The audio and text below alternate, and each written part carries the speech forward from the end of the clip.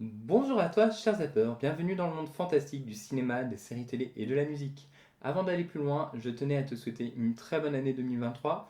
Je ne te ferai pas une longue liste de vœux, mais je pense que le plus important, c'est surtout de profiter de chaque jour, car on ne sait jamais de quoi les minutes qui suivent seront faites, donc profite. Aujourd'hui, je te propose de revenir donc sur mon top flop film 2022, donc si ça t'intéresse, ne zappe pas.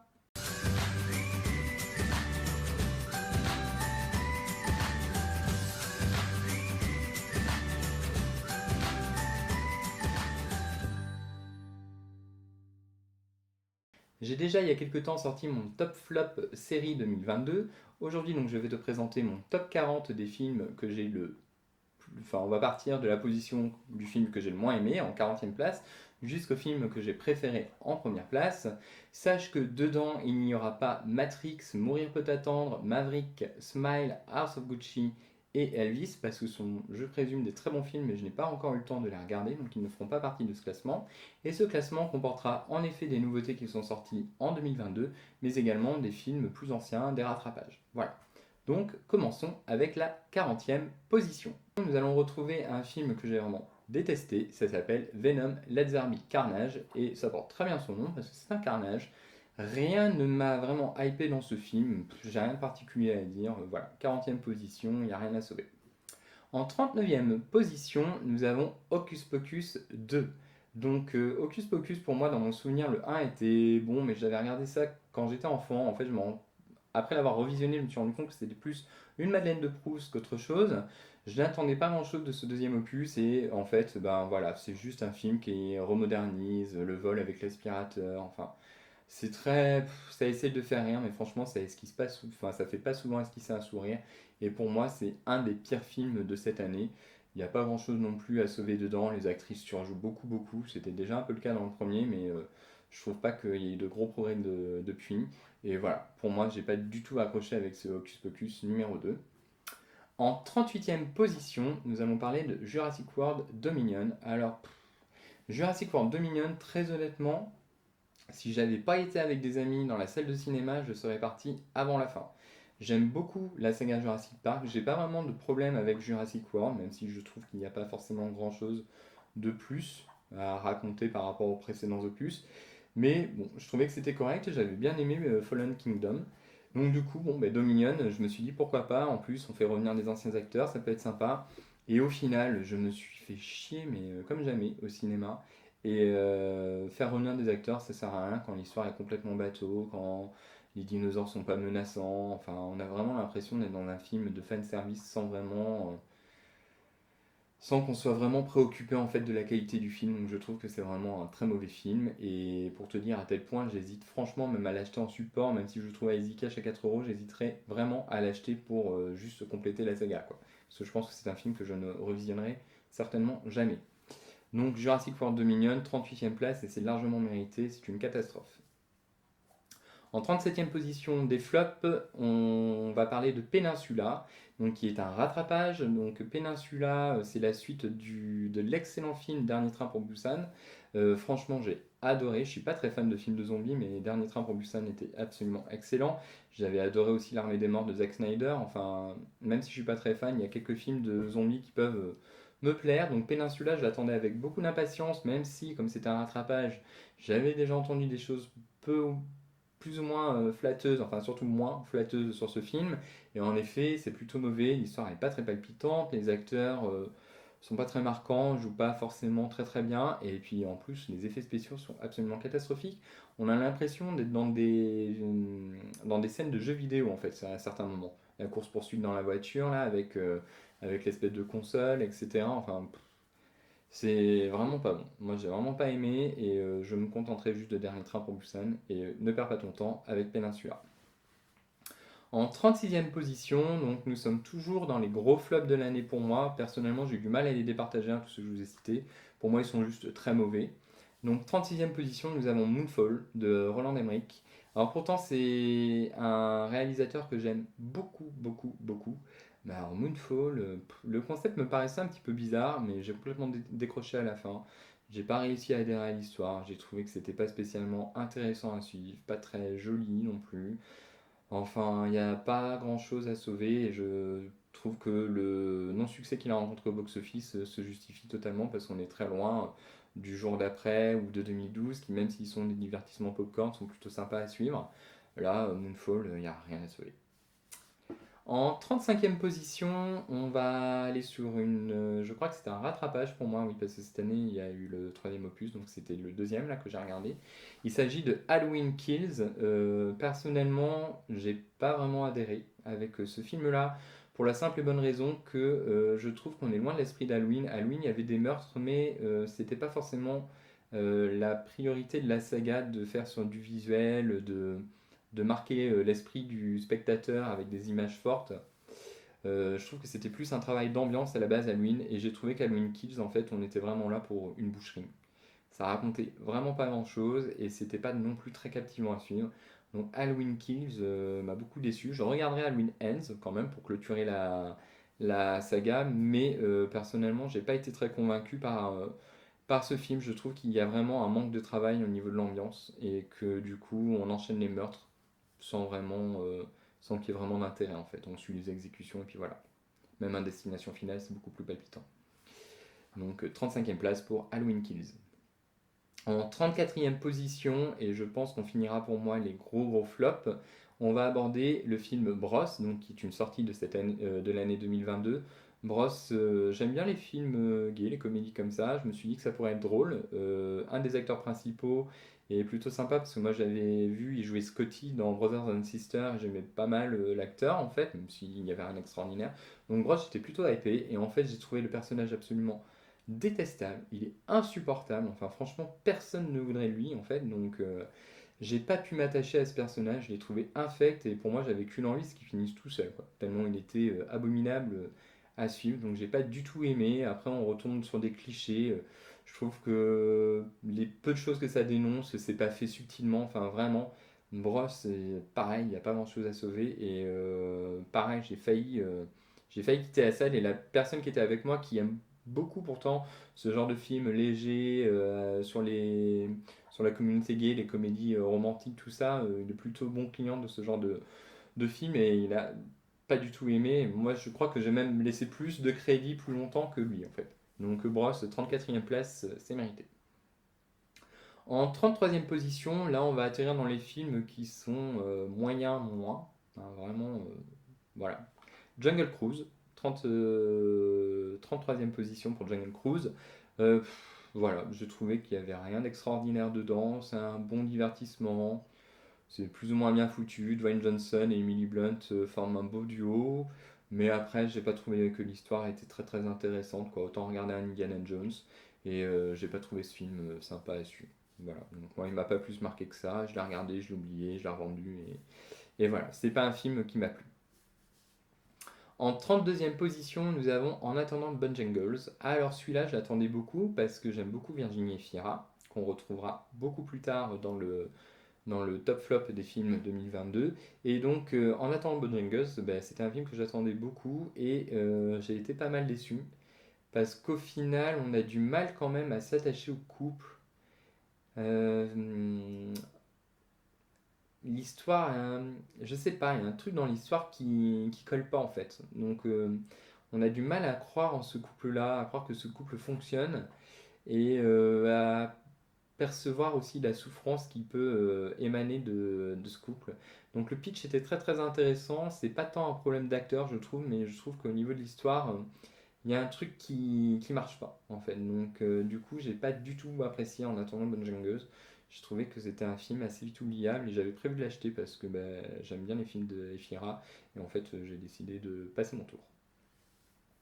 En 31e position, nous allons parler de Spider-Man No Way Home. Alors moi Spider-Man, la saga avec Tom Holland, je déteste. Personnellement, je trouve que ce sont les pires Spider-Man qu'il puisse y avoir. Donc No Way Home, très clairement, je l'ai regardé parce que je savais que en fait il y avait les deux anciens Spider-Man qui regardaient, donc c'était complètement du fan service. Enfin c'était le fan service qui me faisait venir, mais j'en espérais quand même quelque chose et au final j'ai été très très déçu. Et je trouve que le scénario se tient pas du tout. Enfin vouloir sauver les méchants, c'est absolument ridicule. Enfin les guérir, quoi, c'est même pas les sauver, c'est comme si on les guérit. Enfin bref, on marche sur la tête. Le Doctor Strange qui est piégé par Spider-Man, qui est fort en mathématiques, ça tombe, enfin, on sait que Spider-Man est doué en sciences, mais quand même, enfin, je trouve que c'est assez facile, et puis ça permet comme ça de mettre Doctor Strange sur la touche, et puis de permettre de développer le reste de l'intrigue. Donc c'est assez convenu comme développement. Et puis après, bah, les effets spéciaux sont dégueulasses, l'histoire n'est pas spécialement intéressante. L'arrivée des Spider-Man dans le monde de Tom Holland est assez lambda. Moi, je m'attendais à quelque chose d'épique. Par exemple, Garfield en train de se battre contre un méchant emblématique des Spider-Man, et puis d'un seul coup, il se retrouve happé dans le monde de Tom Holland. Enfin, je trouve que visuellement, on aurait pu faire en sorte que leur arrivée soit quand même plus spectaculaire. En fait, on trouve Andrew Garfield dans un coin de rue, alors que l'autre manipule sans faire exprès l'anneau et génère un passage. Voilà, je trouve que ce film, on est vraiment, je comprends pas, je comprends en fait l'attente parce que bah, le fait d'avoir les trois Spider-Man réunis, c'était quand même quelque chose de très attendu, donc je comprends que ça ait fait recette au cinéma, mais en termes de qualité de film, on est quand même très très loin d'avoir un film de qualité. Et voilà, pour moi, il mérite largement sa place en 31e position. Il n'y a pas grand chose à sauver dedans. Et même Andrew Garfield, qui est mon acteur préféré, je trouve, a du mal en fait. A pas grand chose entre les mains pour pouvoir donner une bonne performance. Et je ne serais pas déçu qu'il arrête les Spider-Man et qu'il se reconcentre vraiment sur sa carrière parce que sa carrière en dehors des Spider-Man est absolument excellente. Donc pour moi, je l'encourage vraiment à laisser tomber le costume de Spider et puis à continuer son chemin comme il le faisait avant de revenir dans No Way Home. En 30e position, une grosse déception. On va parler de Encanto de Disney. Je m'attendais vraiment à avoir un super film genre Coco. Et en fait, j'ai été très déçu. J'ai trouvé que la matriarche de famille était absolument exécrable, beaucoup de chansons. Alors, j'ai rien contre les chansons de Disney, j'adore ça. Mais alors là, j'ai pas réussi à m'attacher aux chansons, les personnages. J'ai trouvé que la quête était superflue, que ça racontait pas grand-chose, que c'était fait, que c'était encore une espèce d'inclusion, mais sans vraiment de choses à raconter à l'intérieur. Donc franchement, Encanto, ça a été pour moi ma grosse déception Disney de cette année. Alors j'ai pas vu Avalonia, peut-être est-il mieux, mais en tout cas Encanto, pour moi, a zappé. On est encore dans les films totalement indispensables dans ce top à la 30e position. En 29e position, nous allons parler de Thor Love and Thunder, donc une nouveauté, pareil. Donc moi je suis pas très fan de Thor, je trouve que Thor est un des personnages les moins bien développés du MCU. J'avais pas du tout aimé Thor Ragnarok et de manière générale les autres films. J'avais préféré le 2, mais c'était pas non plus folichon. Et donc Thor Love and Thunder, en fait, m'a hypé du début à la fin. Bon, alors après, voilà, on est encore sur des blagues pipi caca, donc il n'y a rien de très intéressant. Christian Bale et Nathalie Portman sauvent le jeu, mais bon, on se demande pourquoi Nathalie Portman ressurgit comme ça alors que ça fait je ne sais combien de films qu'on n'en entend quasiment plus parler, voire plus, je ne me souviens plus. Mais voilà, donc on sent que c'est quand même assez convenu, qu'il n'y a pas grand chose d'intérêt, il n'y a pas grand chose de développé intéressant. En fait, dans tous les films que j'évoque là, j'ai rien trouvé d'intéressant au niveau de l'histoire, je me suis souvent ennuyé. Thor Love and Thunder m'a quand même maintenu jusqu'à la fin, mine de rien. J'ai pas spécialement regardé ma montre en me disant bon, il est quelle heure, quand est-ce que ça se termine. Mais après, ça reste pas un film absolument mémorable de cette année, donc 29e place. Très clairement, c'est vrai que les notes entre tous, si je devais les noter, ça se jouerait, je pense, dans un mouchoir de poche avec des dixièmes, quoi. Mais vraiment, il n'y a pas de grands écarts entre ces films-là pour moi. En 28e position, nous allons retrouver Cruella. Alors Cruella, j'ai bien aimé dans le sens où je me suis pas ennuyé. J'ai pas vu le Diable s'habiller en Prada, beaucoup m'ont dit qu'il y avait quand même une forte inspiration de ce film-là, il faudra que je le regarde, c'est un rattrapage aussi à faire. Emma Stone est géniale, la bande son est géniale, l'histoire est pas trop mal, seulement pour moi, il plane l'ombre de Glenn Close en fait. Donc même si le film avec Glenn Close et son dalmatien est loin d'être extraordinaire, je trouve déjà qu'il est quand même assez fidèle au film de Disney.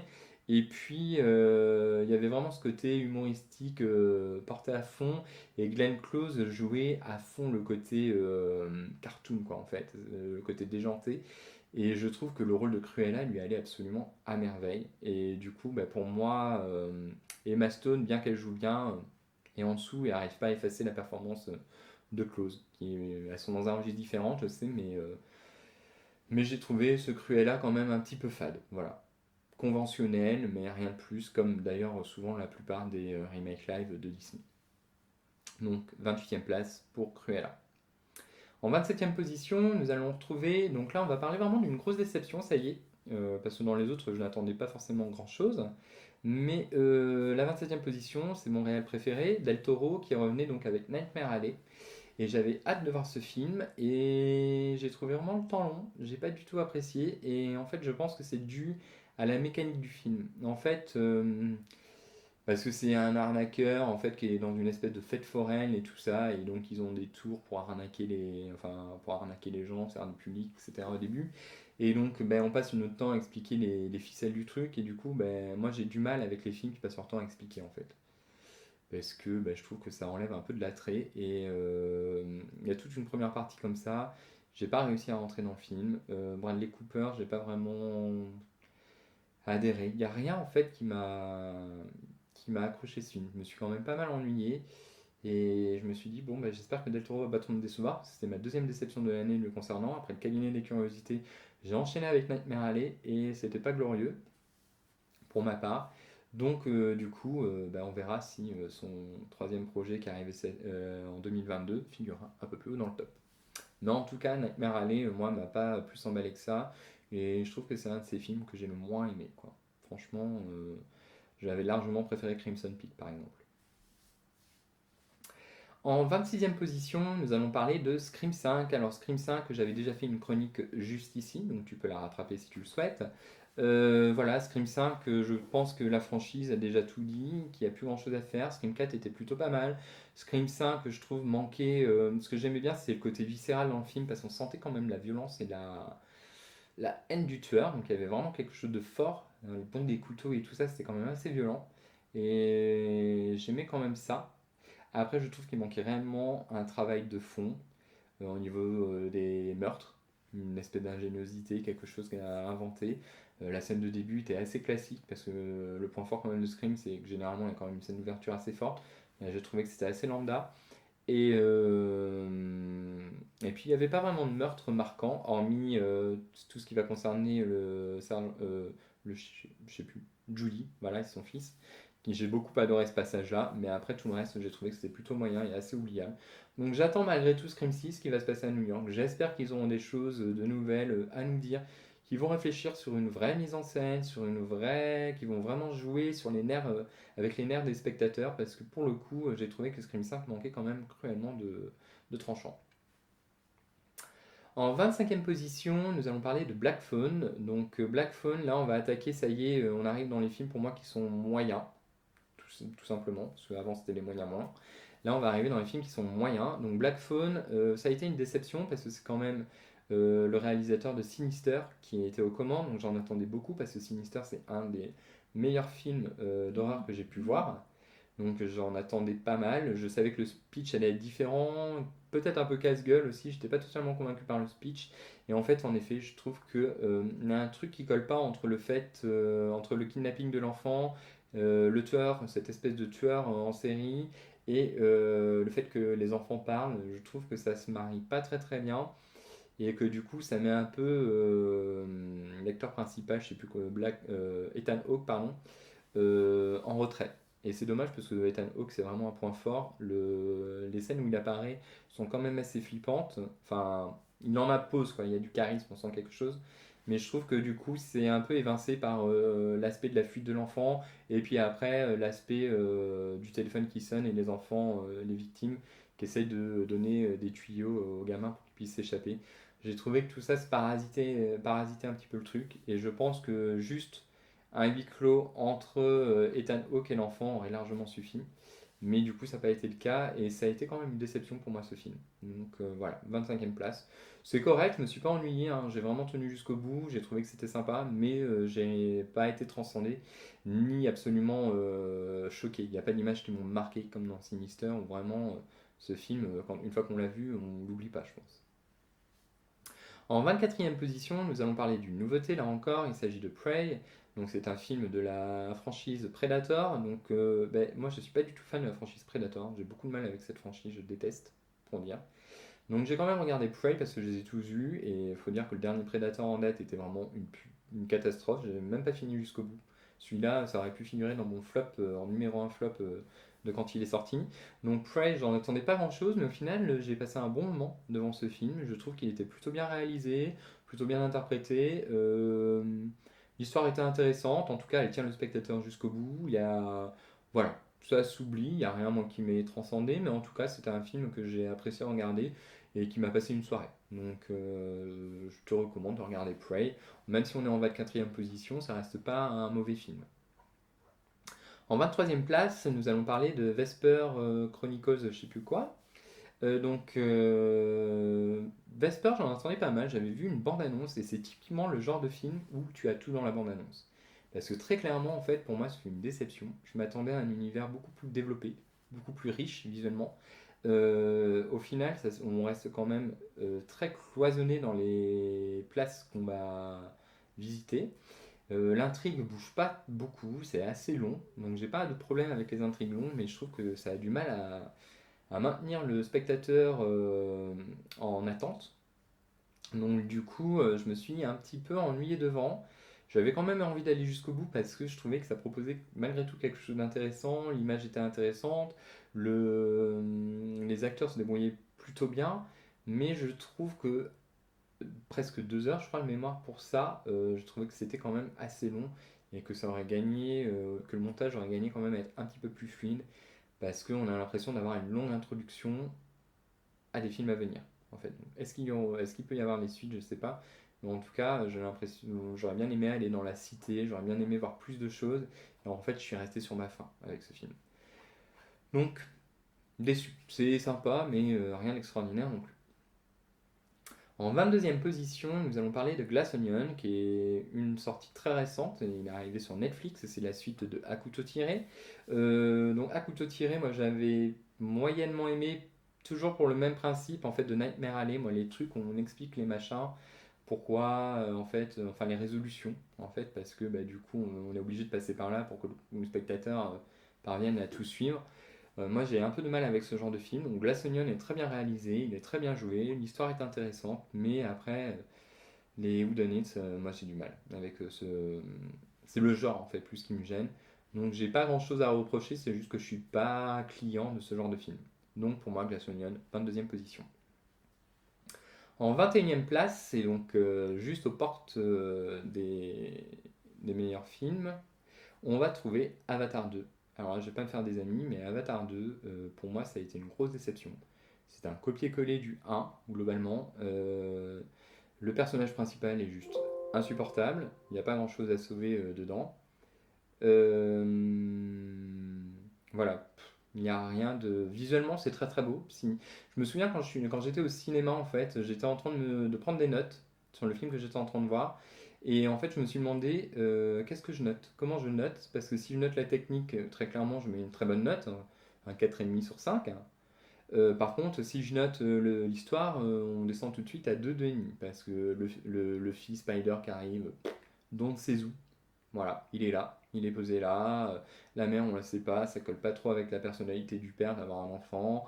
Le méchant qui revient aussi, c'est pareil, c'est posé là aussi. Donc il y a beaucoup de choses qui sont là uniquement pour faire avancer l'histoire. Le prétexte de départ de Jack sur l'autre île, c'est pas, enfin, de Jack qui s'exclut avec sa famille, qui s'exile avec sa famille, j'ai trouvé ça complètement débile. Enfin, du coup, il laisse son peuple, alors que c'est quand même censé être un chef de tribu, donc je trouve qu'il n'a pas beaucoup de couilles. Et à part emmener la mort et les emmerdes avec lui, en fait, il fait pas grand-chose. Et du coup, je trouve ce personnage absolument détestable. J'ai vraiment beaucoup de mal avec lui.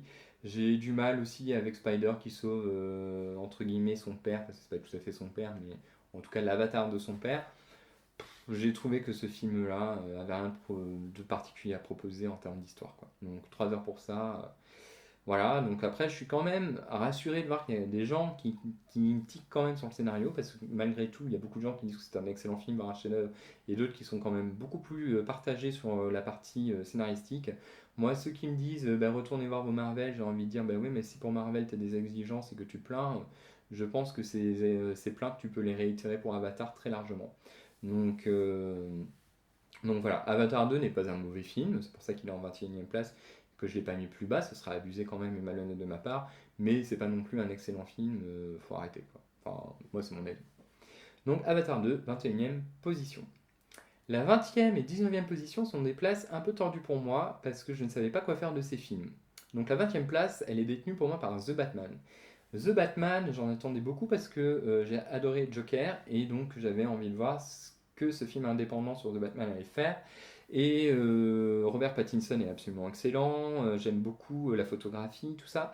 Mais j'ai trouvé que l'histoire, dans mon premier souvenir, parce que je vais le re-regarder ce film dans le but justement de le faire monter plus haut parce que je pense que je suis passé à côté de quelque chose. Il faut savoir le reconnaître. Après, peut-être que j'aime pas. Après, les goûts, les couleurs, ça se discute pas. Mais je pense que Batman, je suis passé à côté de quelque chose. Donc, je vais le revisionner. Je vais faire un deuxième visionnage. Mais de mon souvenir, en tout cas, lorsque j'étais le voir au cinéma, j'ai trouvé que l'histoire se donnait un ton complexe pour pas grand-chose, en fait. Voilà. Et donc, ça m'a un petit peu perdu dans l'histoire. Ça m'a désintéressé. Et donc, du coup, je pense que c'est pour ça que je suis passé à côté de ce film. Mais j'ai envie de lui redonner une chance parce que je pense que très clairement, en tout cas, c'était un film qui avait énormément de qualité, à part pour moi Zoé Kravitz que je n'aime pas du tout, mais en Catwoman. Mais après, je trouve qu'il y avait vraiment, il y a des images encore aujourd'hui, même si j'ai pas spécialement aimé le film, qui me sont restées en tête. Paul Dano était très bien aussi. Enfin, j'ai vraiment beaucoup aimé certains aspects du film. Donc c'est pour ça que je le mets en 20e place, parce que pour moi, c'est pas un mauvais film. C'est un film que j'ai pas réussi à apprécier. J'espère pouvoir l'apprécier en le revisionnant, mais en tout cas, c'est un film pour moi, je comprendrais totalement qu'il soit dans un top 5 des meilleurs films de l'année parce que, en effet, il a beaucoup de qualité, c'est juste que j'ai pas réussi à accrocher avec. Donc, je vais lui donner une seconde chance. 19e place, ça sera la même chose que pour la 20e place, on va parler de Nope. Alors, Nope de Jordan Peele. Alors, Jordan Peele, je suis pas forcément très très fan de tout ce qu'il fait. Get Out était une bonne surprise. Après, Us, pour moi, n'était pas forcément génial. Ce qu'il a fait de la quatrième dimension était une catastrophe. Donc du coup, quand j'ai vu la bande-annonce de Nope et les premières affiches aussi, j'étais très hypé, j'avais vraiment envie de voir ça. Je trouve qu'au niveau visuel, c'est absolument incroyable. Il y a vraiment un travail d'ambiance, une image absolument, une mise en scène somptueuse. Et pour moi, ça vaut bien un Avatar au niveau de la réalisation. Là-dessus, il n'y a pas photo. Par contre, même s'il m'a perdu, c'est un petit peu tout ce qui est en rapport avec cette espèce de vaisseau. J'ai trouvé quand même certaines choses un petit peu cheloues. Donc j'ai re-regardé aussi ce film pour voir s'il peut pas figurer plus haut dans mon top parce que j'ai l'impression d'avoir loupé un truc aussi en visionnant. Donc je vais le revoir. Mais pour moi, Nope fait partie comme The Batman des très bons films de l'année, en tout cas des films qui ont osé proposer des choses, même si je ne les ai pas forcément appréciés sur l'instant T ou s'ils m'ont laissé un petit peu sur ma faim. Voilà, ce sont des films qui, je pense, méritent des places plus haut dans leur classement. Moi, elles sont là parce que, ben voilà, à l'état actuel des choses aujourd'hui, voilà, j'ai pas non plus été transcendé par ces films. Mais en tout cas, visuellement, j'ai adoré Nope. The Batman m'a beaucoup plu aussi. Le jeu des acteurs, c'était pas le problème non plus. L'histoire a été quand même, malgré tout, intéressante. C'est juste qu'il y a des choses qui m'ont un petit peu chiffonné, donc j'ai les revisionné pour voir ce que je peux en faire. En 18e place, donc là il s'agit d'un rattrapage, mais alors un rattrapage d'un très vieux film. Il s'agit de Priscilla folle du désert, donc voilà. C'est un film que j'ai plutôt apprécié, voilà, que j'ai trouvé sympa. C'est un petit road movie drôle, on rigole par moments, c'est assez touchant. Il n'y a rien d'extraordinaire en termes de mise en scène. Certains paysages sont quand même assez jolis, mais après, il ne m'a pas non plus spécialement marqué. Donc, on reste dans le côté moyen, en fait, des films et de ce classement. En 17e position, nous allons avoir Nosferatu, qui est aussi un rattrapage qu'on m'a offert à Noël, donc en version remasterisée. J'ai beaucoup aimé l'histoire. Voilà, voilà, si on connaît Dracula, c'est pas grand chose à dire, hein, c'est très fidèle. J'ai bien aimé, j'ai trouvé ça sympa. J'ai pas grand chose à dire sur ce film, je me suis pas spécialement ennuyé. Après, c'est vrai que c'est un film quand même particulier, en noir et blanc. Enfin, c'était du cinéma muet, donc du coup, il y a juste par moments des petits trucs de lecture qui apparaissent. Donc voilà, j'ai bien aimé le film, il m'a pas transcendé non plus, mais je regrette pas d'avoir fait ce rattrapage-là sur quand même un film mythique et qui, je pense, a été réellement un fondamental dans tous les films de vampires et dans tout ce qu'on peut avoir aujourd'hui autour des vampires, même dans l'univers des séries. Et on retrouve vraiment l'essence, quoi. C'est l'essence quand même de tout ça. Et rien que pour ça, ça vaut le coup. Et mine de rien, il était quand même plutôt bien fait. voilà, je trouve il est agréable à suivre. Voilà, on s'ennuie pas trop. En 16e position, j'ai placé Les Secrets de Dumbledore. Alors, je suis pas du tout fan de la saga Les Animaux Fantastiques. Je trouve que je sais pas si enfin si la scénariste a quelque chose à raconter ou où est-ce qu'elle veut aller avec cette saga. Mais Les Secrets de Dumbledore, je trouve que c'est le moins pire des trois. En fait, c'est celui que j'ai préféré de tous. J'ai trouvé l'histoire, certes, très classique. Bon, rien d'extraordinaire sous le soleil. Quelqu'un qui veut s'emparer, ça fait beaucoup penser à une espèce de prise de pouvoir, un petit peu comme Hitler dans les années 30. Donc, du coup, voilà, on voit vraiment cette haine des personnes qui n'ont pas de pouvoir magique, etc. Je trouve que Matt Mikkelsen s'en sort très très bien. Les effets spéciaux étaient plutôt bien. Après, je trouve qu'il n'y a rien d'extraordinaire dans l'histoire. La saga peut s'arrêter là, personnellement. Il n'y a pas grand chose. Est-ce qu'on peut attendre encore d'autres choses, peut-être?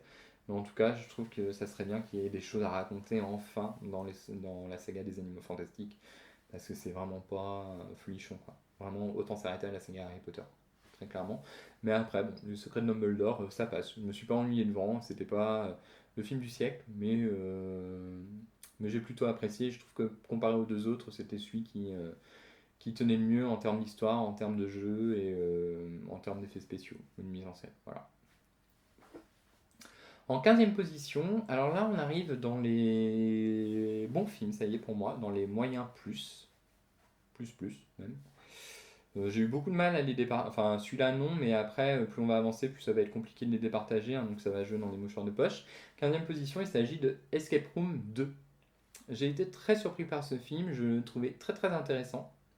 Visuellement beau, original, j'ai beaucoup aimé. Je trouvais que c'était un très très bon divertissement. C'est vrai qu'il me reste pas grand chose au niveau de l'histoire, en souvenir, là quand j'en parle, il faudrait que je le revisionne. Mais par contre, visuellement, il m'a beaucoup imprégné. J'ai été pris pendant tout le film. J'avais envie qu'il franchisse les salles, etc. J'ai trouvé la scène de l'acide qui tombe avec la cabine, l'espèce de petite supérette, je crois, de mémoire, ou de garage pour s'abriter, hyper sympa. Pareil, toute la scène de la plage avec le phare, c'était super original. Enfin, j'ai beaucoup aimé. Je trouve que ce deuxième film avait vraiment fait l'effort de proposer quelque chose d'intéressant. Et rien que pour ça, ben, je salue le concept. Je pense que ça ne doit pas être facile à mettre en place, une histoire comme ça.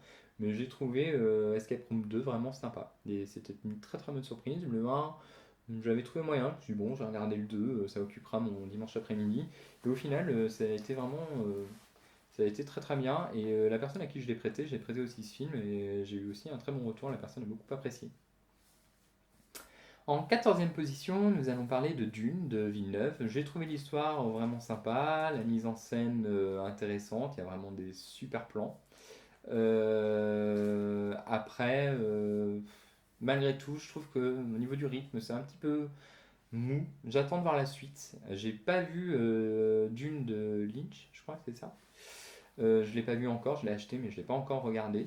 Euh, donc je peux pas comparer, mais après j'ai trouvé cette vision-là plutôt intéressante à suivre. J'ai hâte de voir la suite. Timothée Chalamet ne m'a pas dérangé, l'histoire en soi non plus. Donc voilà, j'ai pas grand-chose à dire sur ce film, il m'en reste pas grand-chose. Je pense qu'il faudrait que je le revisualise, mais en tout cas c'était un film que j'ai apprécié regarder et après qui mérite pas selon moi d'être plus haut par contre parce qu'il n'y a rien non plus qui met visuellement, Escape Room, par exemple, m'a beaucoup plus marqué que Dune, en fait. Donc voilà. En 13e place, nous allons parler d'un Marvel qui s'appelle Les Éternels. J'ai adoré. Je trouve que c'est le meilleur film de la phase 4. En sachant que la phase 4 est quand même assez pourrie entre Black Widow, Thor, Shang-Chi qui n'était pas non plus extraordinaire. Du coup, bah, je trouve que les Éternels se démerdent vraiment plutôt bien. J'aime beaucoup Richard Madden en rôle d'antagoniste. Ces nouveaux personnages sont plutôt intéressants à suivre. Au début, il y a peut-être un côté un peu long. C'est peut-être un petit peu long à se mettre en place, mais après, on a quand même envie de suivre leurs aventures et de voir ce que ça pourrait donner avec d'autres films. Donc moi j'espère que malgré le fait qu'il n'ait pas beaucoup fonctionné au box-office, j'espère qu'ils auront droit encore à un second film parce que j'ai trouvé que c'était plutôt bien réalisé, bien joué, l'histoire était intéressante et j'ai vraiment envie de retourner dans cet univers et c'est des personnages qui m'ont beaucoup hypé. Un peu comme, je dirais un peu comme les Gardiens de la Galaxie, quoi. Je trouve qu'ils ont vraiment quelque chose d'intéressant à exploiter. En 12e position, nous allons revenir sur J'accuse. Alors J'accuse, c'est un rattrapage. J'ai bien aimé l'histoire, je ne connaissais pas spécialement. Bon, j'avais suivi mes cours d'histoire, mais ils étaient un peu loin dans ma mémoire. J'ai beaucoup aimé la performance de Jean Dujardin. Voilà, bon après je sais qu'il y a toute une controverse autour de ce film, mais j'ai apprécié le regarder. Je trouve qu'au niveau de la mise en scène, il est très bien fait, qu'on s'ennuie pas, que les choses se suivent avec fluidité. Je me souviens aussi à un moment, je crois qu'il y a des soldats qui défilent dans la cour. J'ai trouvé le défilé quand même très, très bien mis en scène, très bien apporté, la photographie est absolument excellente. Et j'ai beaucoup apprécié J'accuse. Donc c'est un film vraiment que je te recommande et pour moi il mérite largement sa 12e place des meilleurs films que j'ai pu voir en 2022. En 11e place, il va s'agir d'un rattrapage de Bac Nord, parce que je crois qu'il est sorti plutôt en 2021 celui-là. Bac Nord, ben voilà, j'ai kiffé. J'ai pas encore vu Novembre, alors Novembre il faut que je le rattrape. J'espère qu'il sera aussi bon que Bac Nord, mais je pense que oui. Et voilà, j'ai beaucoup aimé. C'est quelque chose de complètement étranger. Je suis pas forcément très fan des films français, mais en tout cas, l'histoire inspirée de ce fait réel m'a pris. J'ai été embarqué du début à la fin. J'avais envie d'en savoir plus sur l'après. Peut-être que ce film aurait gagné à avoir peut-être 10-15 minutes de plus. Peut-être qu'il avait encore quelque chose, quelques aspects à aborder, mais j'ai trouvé que le film était vraiment très intéressant à suivre, bien joué, bien filmé, voilà. Rien d'extraordinaire, mais voilà, pour moi un bon film. C'est un film qui se tient du début à la fin, qui est bien campé et qui tient son spectateur aussi, donc et l'intéresse. Et pour moi, Bac Nord a coché toutes ses cases et c'est un très très bon film. 11e place, largement mérité. On attaque donc ce top 10 des 10 meilleurs films pour moi que j'ai pu voir cette année. En 10e position, nous allons voir Doctor Strange in the Madness of Multiverse. Ben moi j'ai beaucoup aimé ce film. Bon déjà j'aime beaucoup le personnage de WandaVision. Donc pour moi la retrouver après avoir vu la série, ben, c'était super de retrouver Wanda. J'ai trouvé l'histoire plutôt intéressante à suivre. Visuellement, c'est cool qu'ils aient fait appel à Sam Raimi parce qu'il y a vraiment une patte visuelle, même si on reste dans un cahier des charges Marvel, qu'il faut que ça reste quand même globalement tout public. Je trouve malgré tout que ça proposait quelque chose, quoi. Cette espèce d'escalier quand Doctor Strange rentre là avec cette espèce de brume, etc. J'ai trouvé ça super beau à regarder. L'attaque dans le temple aussi était très bien. Je trouve que les acteurs se débrouillent très bien également. L'histoire autour de Vanda était aussi intéressante. Le chagrin que peut avoir une mère, enfin qu'elle peut ressentir et le fait qu'elle veuille absolument retrouver ses enfants dans une autre dimension pour pouvoir être heureuse. J'ai trouvé cette histoire plutôt sympa à suivre. Le seul point moi, qui m'a fait sortir du film et pour lequel je ne mettrai pas plus haut en fait, c'est que je ne sais plus comment s'appelle l'ami de Doctor Strange. À un moment, il est projeté de la montagne. Moi, je croyais qu'il était mort et donc du coup, bah, je me suis dit putain, il y a une prise de risque, mais ça y est, enfin au sein du multivers, enfin au sein du MCU, on prend des risques et en fait pas du tout. Il était vivant. Et je me suis dit, mais comment il a pu sortir de là vivant? Ça m'a un petit peu sorti et j'étais un peu déçu. Je me suis dit, franchement, ils abusent un peu, quoi. Mais sinon, je trouve qu'il est très bien réalisé. La scène du début, là, avec l'espèce de grosse pieuvre qui débarque et qui attaque Doctor Strange, ça m'a beaucoup fait penser à The Suicide Squad, avec cette espèce d'étoile de mer, là. On retrouve un petit peu. Il y avait un côté un peu James Gunn. La réalisation était super. Enfin, moi, franchement, j'ai rien à dire et j'aimerais que le MCU prenne une tournure comme ça à proposer des films beaucoup plus marqués et qu'on laisse vraiment les réalisateurs offrir leur vision, leur patte et qu'on leur donne plus de liberté. Même s'il y a un cahier des charges, c'est dommage. Euh, je trouve que ce Doctor Strange quand même se détache grandement du reste du MCU Et franchement, c'est très clairement le haut du panier pour moi de la quatrième phase. J'ai pas vu Black Panther 2, mais en tout cas, pour moi, Doctor Strange est un très très bon film. En neuvième position, donc, nous allons revenir à Virginie Efira, et avec un rattrapage, c'était le film Benedetta. J'ai adoré ce film, la mise en scène, le jeu d'acteur, l'histoire, j'ai trouvé ça hyper intéressant. J'ai eu le doute pendant le film aussi de savoir si Benedetta était en fait vraiment éclairé par Dieu ou si c'était juste une usurpatrice. J'ai beaucoup aimé le film, en fait. Il m'a tenu jusqu'au bout et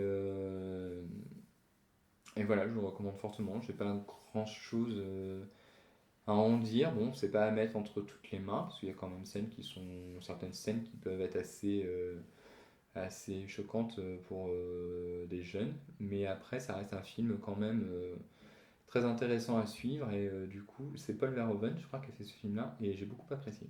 Ouais. Mais j'aime bien Paul Verhoeven, j'avais bien aimé son Robocop et j'ai bien aimé aussi sa version de L'Homme Invisible, Hollow Man. Donc du coup, Benedetta continue sur la lancée, c'est un très bon réal et Benedetta est un très très bon film que je te conseille. En huitième position, nous allons parler de The Eyes of Tammy Faye, donc, qui est sorti sur Disney+, qui était une nouveauté avec Andrew Garfield et Jessica Chastain.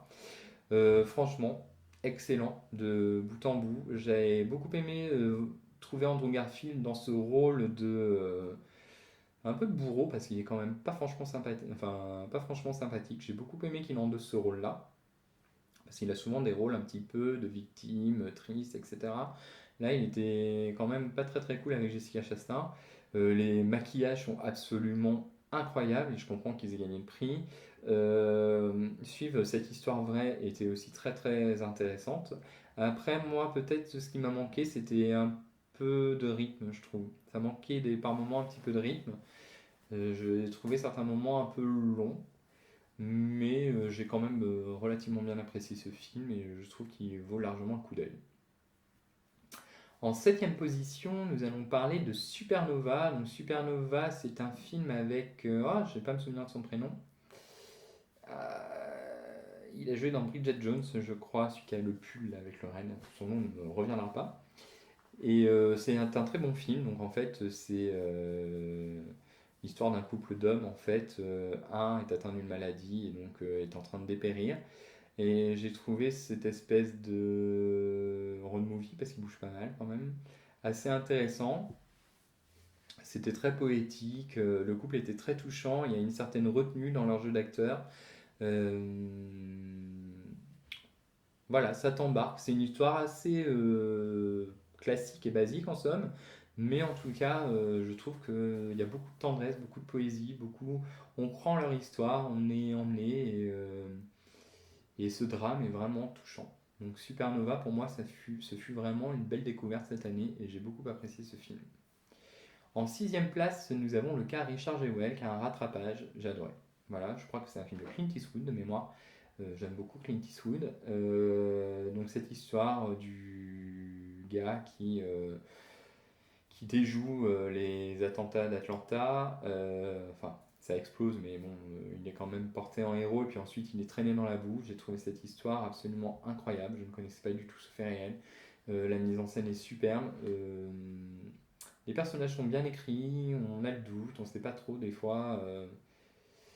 Il y a des fois on a la certitude qu'il est innocent, et puis d'autres fois on va se dire quand même, on pourrait se poser des questions. Et au final, on suit ce personnage du début à la fin, on est emmené avec lui et on suit tout ce qu'il a pu vivre. Kathy Bates est absolument extraordinaire dedans, de toute manière c'est une actrice superbe. Et voilà, je trouve que le cas Richard Jewell est un super Clint Eastwood et un très très très bon film que je ne regrette pas du tout d'avoir rattrapé. Nous arrivons au top 5. Donc le top 5, cinquième position, Sound of Metal, donc qui est sorti en 2022. C'est un excellent film. Il y a un putain de travail au niveau du son, c'est juste remarquable. L'acteur principal crève l'écran. Il y a beaucoup de retenue, beaucoup de justesse dans ce film.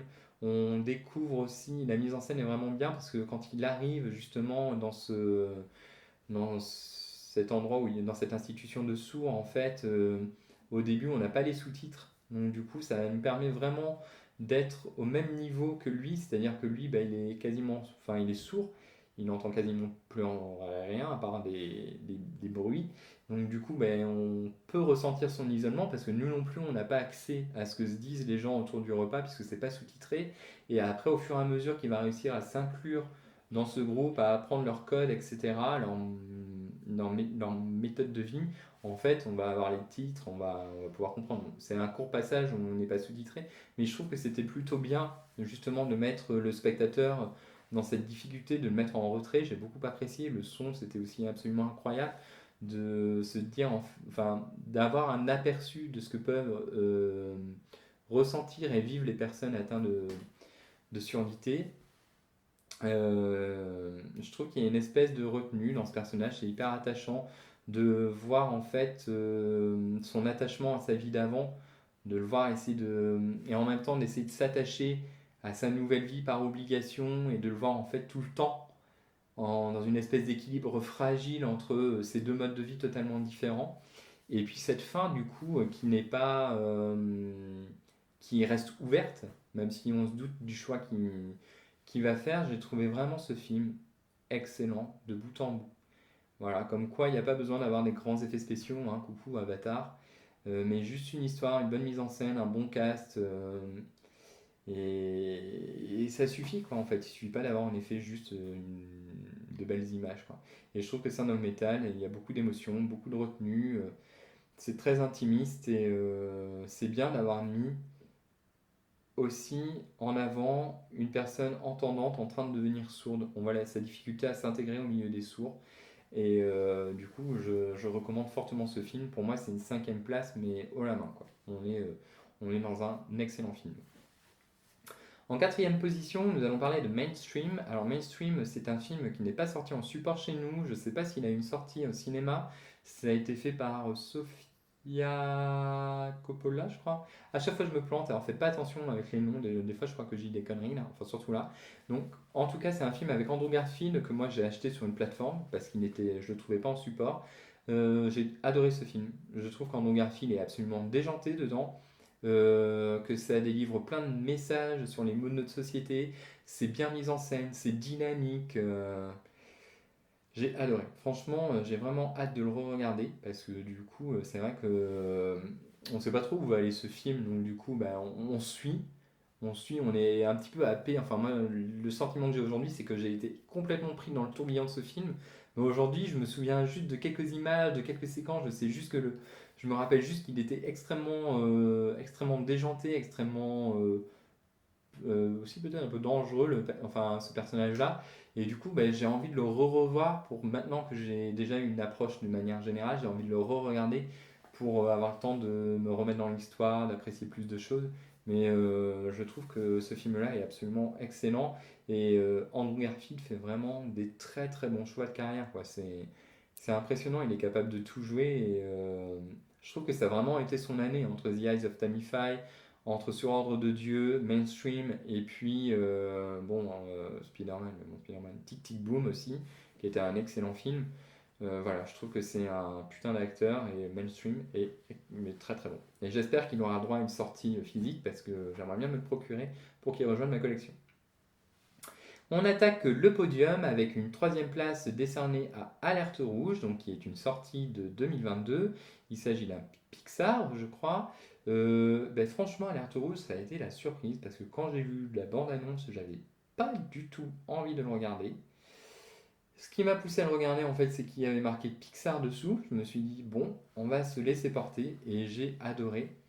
Graphiquement, c'est super, la texture, en effet, la texture des poils, quand elle se transforme en espèce de gros panda, là, c'était absolument sublime. Ce personnage aussi, cette petite fille qui est loin des conventions, voilà, elle est pas jolie, quoi. Mais du coup, je trouve que c'est bien aussi de mettre en avant des personnages moins Barbie, plus proches aussi des gens, ça peut parler à plus de monde. Et j'ai beaucoup aimé l'histoire, graphiquement c'était très joli et j'ai vraiment été hypé. Je trouve que Pixar a ce don vraiment, même si, parce que je me souviens avec En Avant, ça m'avait fait la même chose, j'avais pas du tout envie de voir le film et j'ai adoré ce film. Soul était très bien aussi, Lucas, c'était un film plutôt sympathique et je trouve que Pixar a ce don quand même généralement de faire des films qui t'attrapent bien. Et Alerte Rouge est vraiment, pour moi, excellent et mérite largement sa troisième place sur la marge du podium. En deuxième place, nous allons parler d'une nouveauté, c'était non, pardon, un rattrapage. Je crois toujours qu'il est sorti en 2022, mais c'est en 2021. Donc on va parler de Last Night in Soho. J'ai adoré ce film. J'ai trouvé que la mise en scène était extraordinaire, que les deux actrices étaient top, la bande son est juste fabuleuse. C'est super cool de retrouver. Ah, j'ai oublié son nom encore, celle qui jouait le rôle d'Emma Peel dans Chapeau melon et bottes de cuir dans son dernier rôle. Elle était géniale déjà dans Game of Thrones, dans La Reine des Épines. Donc là, j'étais hyper content de la revoir. Pour moi, le seul bémol de ce film, c'est que c'est dommage qu'on ait une conclusion, en fait. C'est dommage que ça nous dise de manière pas très subtile, en fait, que ça révèle un peu de manière assez grosse l'issue l'issue de tout ce mystère. Parce que je trouve que le film, justement, travaille beaucoup son ambiance, travaille beaucoup son mystère, donc on sait pas trop ce qui s'est passé. Et du coup, j'aurais bien aimé une fin qui reste ouverte, quoi, avec du suspense, où le spectateur reste là encore à se poser des questions. Et en fait, là, non. À la fin, les dernières minutes, on nous dit tout. Et du coup, je trouve que ça gâche un petit peu le film, même si ça reste selon moi très très bon. Mais je trouve que ça a été une très très bonne proposition cinématographique. Visuellement, il est hyper bien travaillé. Les deux actrices principales sont top. La bande-son, je me la suis procurée en vinyle, j'adore. Elle est extraordinaire aussi. Enfin bon, voilà, je me répète, mais ça a été une grosse surprise. Et j'ai adoré ce film. Et en première position, sur la marge du podium, eh ben, on va retrouver mon réal préféré, ça y est, qui enfin ne m'a pas déçu. Après deux échecs quand même cette année, et c'était la première fois parce que j'aime généralement tout ce qu'il fait. Et ben, en première position, nous allons parler de son Pinocchio. J'ai trouvé le film poétique, triste. La mise en scène est superbe, c'est magnifique en fait à regarder. Donc je connais beaucoup le Pinocchio de Disney que j'aime pas trop, c'est pas un de mes Disney préférés. Mais du coup, je trouve qu'en plus, avoir eu le courage de lui donner un autre contexte, de se détacher quand même du film qui a fait quand même le succès Pinocchio, parce que Pinocchio sans Disney, je sais pas si aujourd'hui il aurait cette renommée. Du coup, je trouve que d'avoir pris en fait tous les éléments principaux, mais d'en avoir fait une autre histoire, enfin d'en avoir fait quelque chose tout en gardant l'essence en fait de Pinocchio, j'ai trouvé ça très très bien fait, c'est très bien écrit, c'est poétique, c'est touchant, enfin vraiment c'est un moment de grâce ce film dans le temps, et c'est pour moi le meilleur film sorti cette année. Voilà. Donc Pinocchio de Del Toro en première place, je te le conseille fortement. Je n'ai pas regardé la version remake live de Disney. J'en ai pas spécialement envie parce que j'ai pas eu les bons retours. Je le ferai, je le regarderai pour me faire mon avis parce que de toute manière, j'ai toujours dit que quoi que les gens disent, il faut toujours faire son propre avis et que les avis ont le droit de diverger. Mais donc je rattraperai ce Pinocchio là, mais pour moi Pinocchio de Del Toro, c'est vraiment le succès de l'année. Donc nous sommes arrivés à la fin de ce top flop film 2022. Bah écoute, j'espère qu'il te plaira. N'hésite pas à me dire dans les commentaires ce que tu penses de ce classement, à me donner ton top, à me donner tes déceptions, à interagir avec moi, il n'y a pas de souci. Du moment que tu as le respect, ça ne me gêne pas. Au niveau de mes attentes, bah, c'est vrai qu'il y a quand même encore des attentes pour 2023. J'attends beaucoup Scream 6 malgré tout, parce que le fait qu'il soit à New York, ça me hype pas mal. Super Mario Bros. A l'air d'être plutôt bien réalisé. Knock at the Cabin, bah, forcément, Shyamalan, j'adore. J'avais beaucoup aimé, moi je fais partie de ceux qui ont adoré le film Old, donc du coup bah, j'ai hâte de voir ce film. Et en plus de ça, il y a l'acteur principal Jonathan Groff de la série Mindhunter et de l'excellente série Looking aussi. Donc j'ai hâte de le voir dans ce film. Et projet un petit peu casse-gueule mais qui me hype bien aussi, c'est Barbie. J'ai hâte de voir ce que ça va donner parce que le casting a l'air plutôt bon. Donc je sais pas ce qu'ils vont faire de ce personnage, mais il attise beaucoup ma curiosité. Et puis j'ai hâte de voir aussi. Ah, je me souviens plus. Il y a un autre film que j'ai hâte de voir, mais je me rappelle plus. Je l'avais en tête là quand j'étais en train de te parler de Barbie et j'ai oublié. Ah oui, Joker Folie à deux, voilà, qui est ma plus grosse attente quand même de l'année 2023. J'ai vraiment hâte de voir parce que j'ai adoré le Joker 1 et donc j'ai hâte de voir la suite. Donc dis-moi aussi tes attentes en commentaire. N'hésite pas à t'abonner à ma chaîne. Tu peux aussi me suivre sur Facebook où je poste des actualités régulièrement. La prochaine vidéo, parce que là bon, c'était un top flop donc c'est un format un peu particulier. La prochaine vidéo du coup arrivera très bientôt je pense. Je vais essayer de la caler plus pour les alentours du 20-25 janvier. Donc j'ai lancé l'énigme bientôt sur Facebook parce que vous savez, je lance des énigmes pour que les gens essaient de trouver le film dont il sera question. Et donc ça va bientôt arriver. Voilà, donc je te dis à très très bientôt pour de nouvelles aventures. Je te souhaite de prendre soin de toi et te dis à bientôt. Bye!